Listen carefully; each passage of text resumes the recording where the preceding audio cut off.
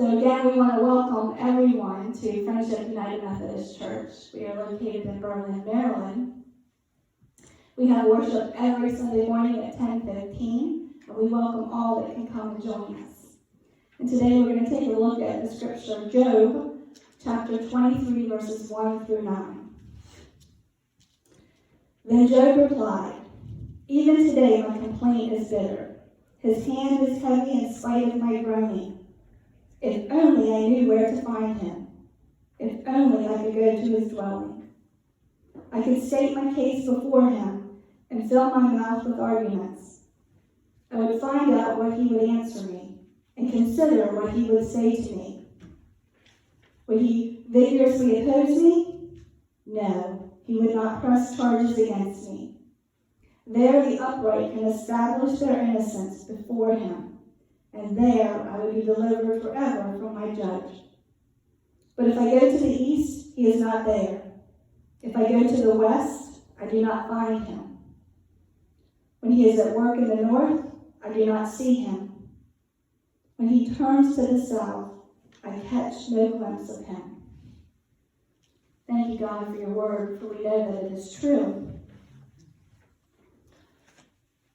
Job is searching for God, and he can't find him in the north, south, east, west. And just like Dolly Parton was saying, "Hello, God. Are you listening? I'm in great need. I can't make it without you." The story of Job is 42 chapters of nothing but suffering, protesting, arguing, and poetry. Yes, poetry. There's this Hebrew dialogue going throughout it that has these rare Hebrew words that are poetry. And yet it's very folklorish. It's a story. And I think most of us could relate to it in some way because of suffering. Nobody knows who wrote the passage. They don't know the date of when it was written. There's no significant historical spot in it. There's no figure that it helps depict the time period. But we do know in that time period that there is raids on property. We do know that the person's wealth is based upon his livestock and his servants. And we do know that it's a time before there is priest and a shrine, because Job went and offered up sacrifices to God on his own. The beginning starts with this description of who Job is. He's an upright person who fears God and turns from evil. Turns from evil. That's what we're supposed to do, right? Turn from evil. It only goes in 6 verses, and then there's this encounter between Satan and God. And there's small talk between the two of them. And then God says something really odd. He says, "Have you noticed my servant Job? He is upright, righteous, and turns from evil." And Satan says, "Well, of course. He's blessed.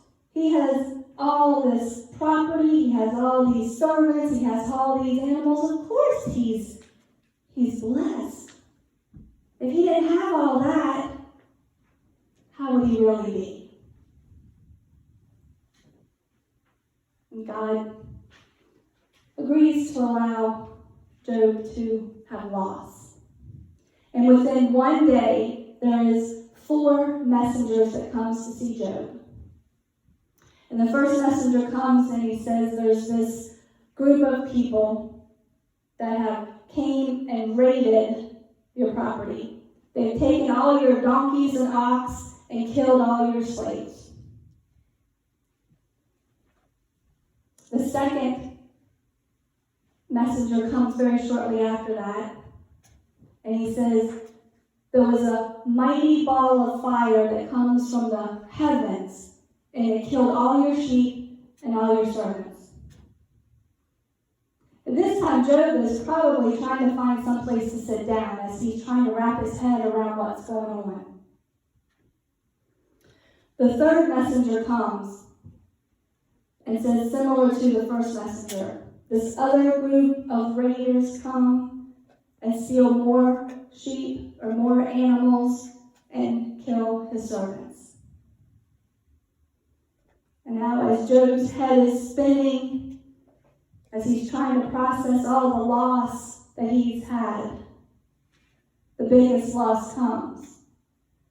The messenger comes and shares that there was this catastrophic event, that this great wind came and took up the corners of the house that his 10 children were in, and all 10 children died. Job lost everything. And it says Job tore his clothes and puts the dust on his face. That's the common thing that they did in that time period when they mourned.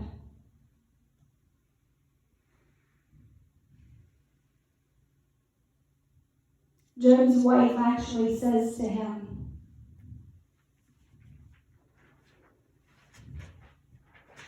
"Why do you persist in your integrity? Curse God and die." You see, after all that had happened, Job still honored God and still praised God and still sought God. But his wife said to him, "Why don't you just turn from God and die and let this be over with?"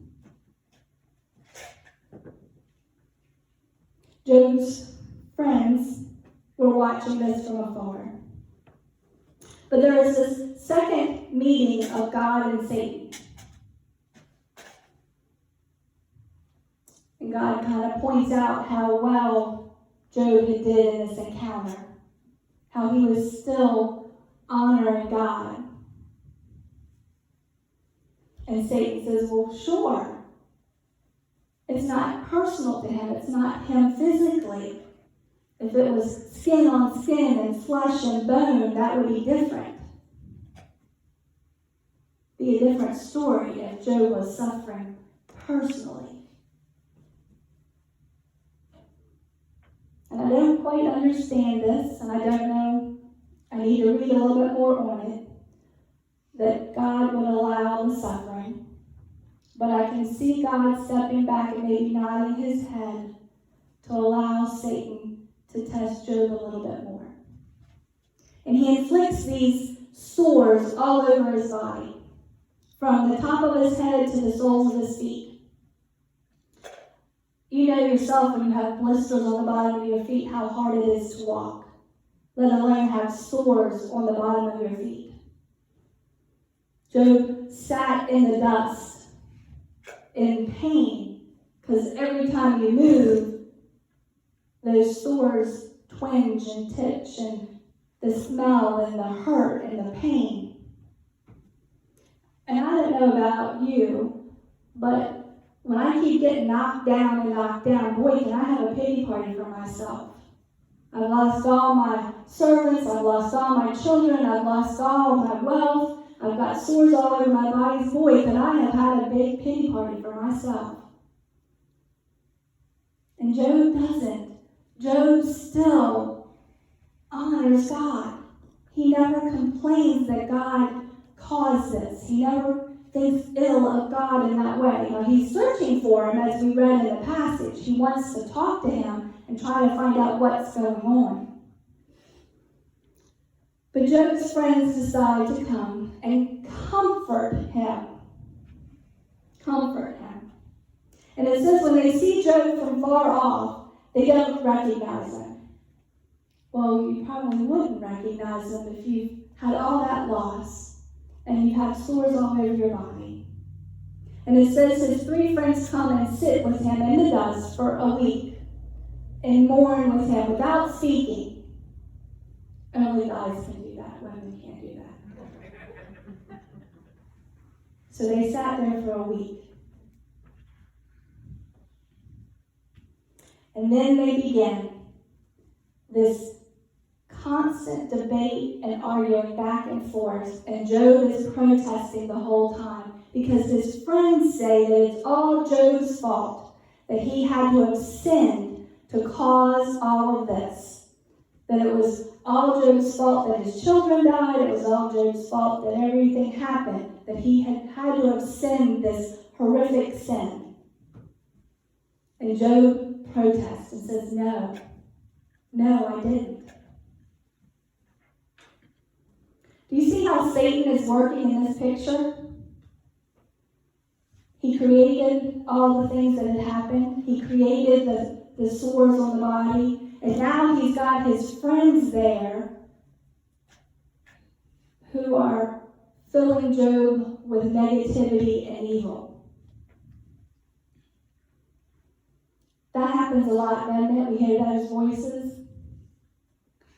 Last Friday was Miss Dot's funeral, and I was extremely nervous.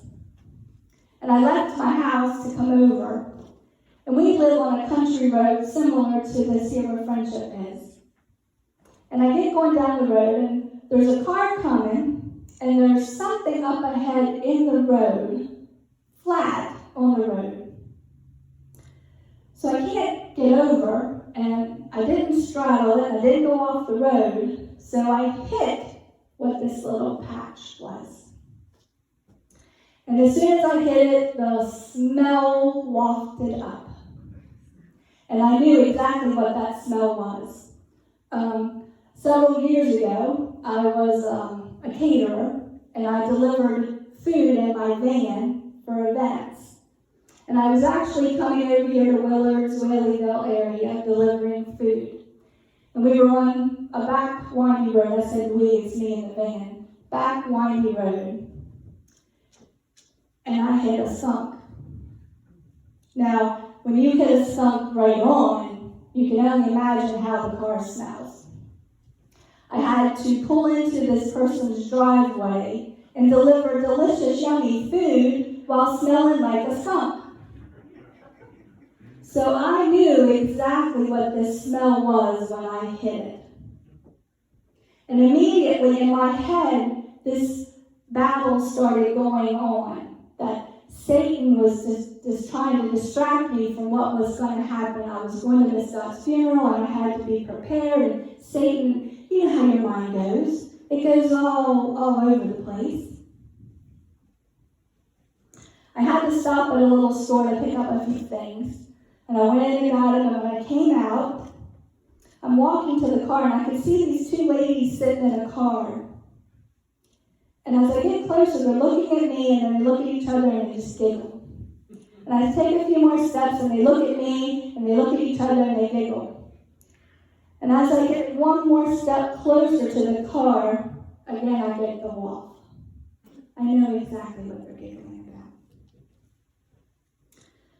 The whole drive over here, I'm praying, dear God, please don't let my car stink. Please don't let my car stink.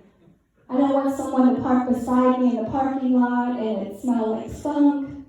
Oh, dear God, I'm going to have to drive to the graveside and it's going to smell like skunk. Can I tell you, God took care of all that. He took care of all that. But Satan tries to worm his way into our mind to derail us. Satan even allowed Job's friends to try to derail him and to try to turn him away from God by proclaiming that he had sinned so horrifically.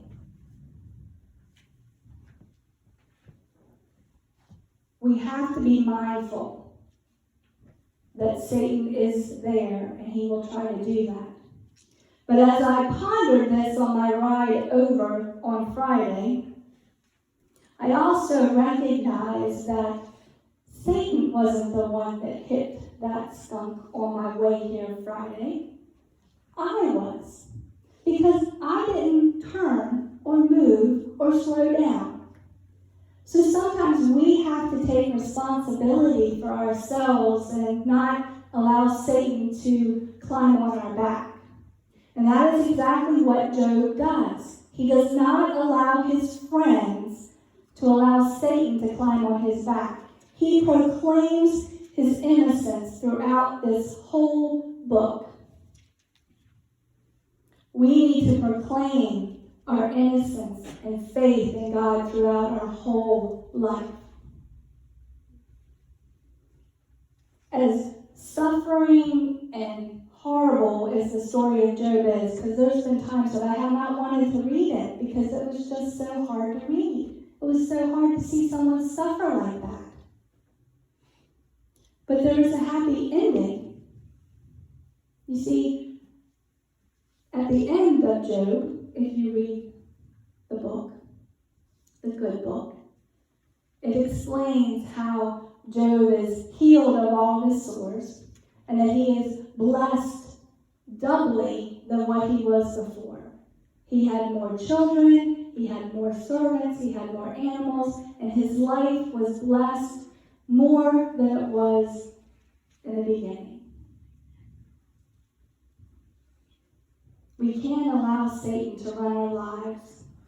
We talked about this Tuesday night about how through this pandemic it seems like Satan is battling Christians, really.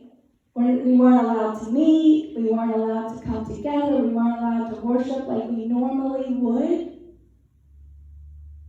But we were kind of like Job, and we fought through. And as Christians, we need to fight through. We need to continue to seek righteousness and turn from evil. We need to avoid the stink and focus on the truth.